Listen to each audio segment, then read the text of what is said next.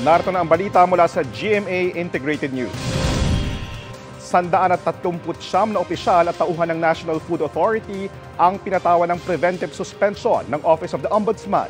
Kaugnay yan sa investigasyon sa pagbebenta ng buffer stocks ng bigas. Kabilang sa mga sinuspinde si NFA Administrator Roderico Bioco. Wala pang pahayag si Bioco kaugnay sa suspensyon. Inanunsyo naman ni Agriculture Secretary Francisco Tiu Laurel Jr. na siya muna ang pansamantalang mga kasiwa sa ahensya.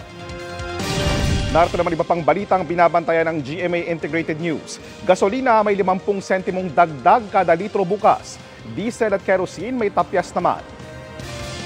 Mga sibilyan papayagan ng magmay-ari at magpalisensya ng semi-automatic rifles ayon sa PNP.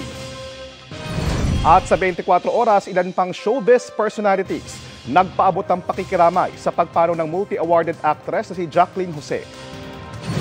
Para sa mas malaking misyon at mas malawak na paglilingkod sa bayan, ako po si JP Soriano ng GMA Integrated News, ang News Authority ng Pilipino.